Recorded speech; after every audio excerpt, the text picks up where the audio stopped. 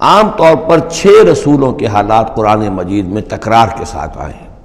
اس کی وجہ یہ نہیں ہے کہ رسول صرف یہ 6 ہیں،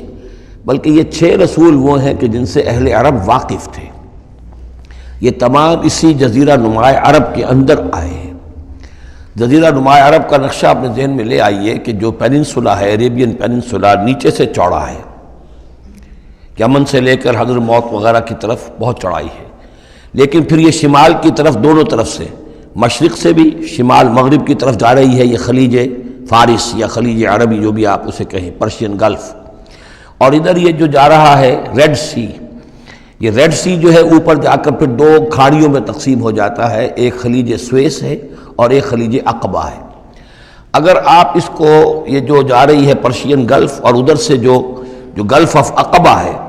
ان کو اگر سیدھی لائن کھینچ دیں تو یہ اوپر جا کر مل جاتی ہے ایک جگہ پر، یہ کوہستانی علاقہ ہے کردستان، آج اسے ہم کردستان کے نام سے جانتے ہیں۔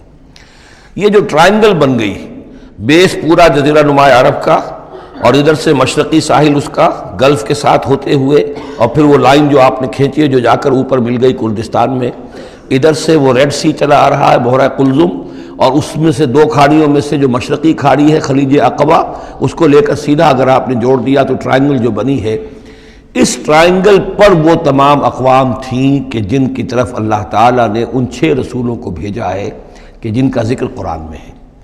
اس کی وجہ یہ ہے کہ جزیرہ نما عرب تو جزیرہ نما کہلاتا ہی ہے، لیکن اس کے اوپر بھی اس ٹرائنگل کے اندر جو 2 ملک آتے ہیں، ان میں سے ایک کا نام عراق ہے، ایک کا عرب، ایک کا شام ہے، لیکن اصل میں یہ بھی ملک عرب ہی کے حصے ہیں، عراق عرب، شام عرب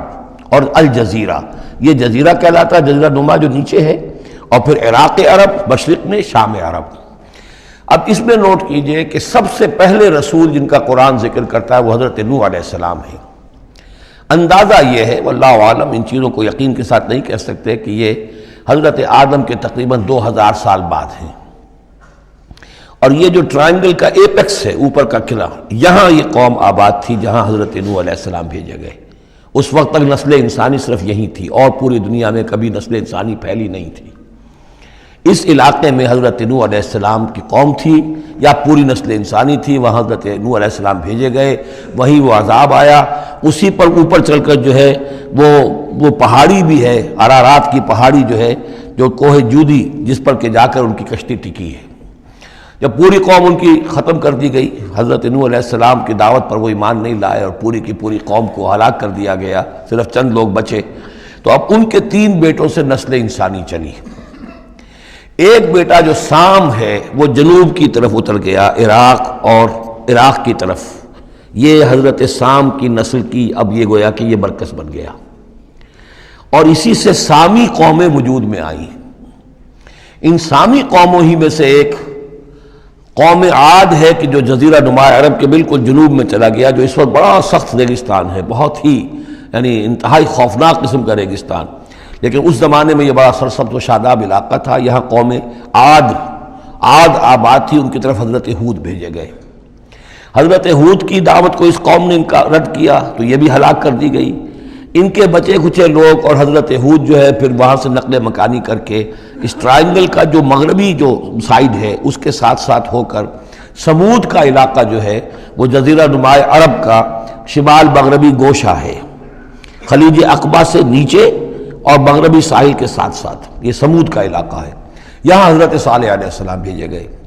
اور ان کی قوم بھی پھر ہلاک ہوئی۔ ان کے مسکن اب بھی موجود ہیں، پہاڑوں کے اندر کھدے ہوئے ان کے جو محل تھے، بڑے بڑے ہال، وہ آج بھی موجود ہیں، میں خود بھی ان کو دیکھ کر آیا ہوں۔ ان سے پھر اوپر ذرا چلے تو خلیج عقبہ کے داہنی طرف وہ قوم آباد تھی کہ جن کی طرف حضرت شعیب علیہ السلام کو بھیجا گیا ہے۔ یہ ہے وہ علاقہ ان کا کہ جن کو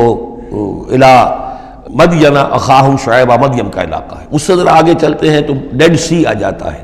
اور یہ ڈیڈ سی کے ساتھ وہ اس کے ساحل پر وہ شہر آباد تھے سدوم اور عمورہ، کہ جہاں حضرت لوط علیہ السلام بھیجے گئے۔ تو گویا کہ یہ ساری اقوام جن کا ذکر ہو رہا ہے وہ اسی ٹرائنگل پر ہیں، سوائے ایک جو قوم فرعون ہے، وہ ذرا اس ٹرائنگل سے ہٹ کر سرائی پیننسولا سے باہر نکل کر مغرب کی طرف وہ مصر میں بھیجے گئے ہیں، حضرت موسیٰ علیہ السلام فرعون کے پاس۔ یہ نقشہ ذہن میں رکھ لیجئے۔ زمانی اعتبار سے یہ کہ حضرت نوح علیہ السلام پہلے رسول ہیں، پھر حضرت ہود، پھر حضرت صالح، پھر حضرت ابراہیم علیہ السلام کی بعثت ہوئی ہے، لیکن ان کا معاملہ انباء الرسل کا نہیں ہے بلکہ قصص النبیین کے انداز میں قرآن میں بیان ہوا ہے۔ ان کے بھتیجے ہیں جو حضرت لوط علیہ السلام، ان کو بھیجا گیا ہے۔ یہ جو عبورہ اور صدوم کی بستیاں تھیں، انہی کے ایک بیٹے تھے مدین، جن کی اولاد میں حضرت شعیب کی بعثت ہوئی ہے۔ انہی کے بیٹے حضرت اسماعیل تھے جن کو آباد کیا ہے حجاز میں، اور حجاز میں حضور صلی اللہ علیہ وسلم کی بعثت ہوئی ہے۔ انہی کے بیٹے حضرت اسحاق تھے جن کو آباد کیا فلسطین میں، ان کے بیٹے حضرت یعقوب تھے جن سے بنی اسرائیل کی نسل چلی ہے۔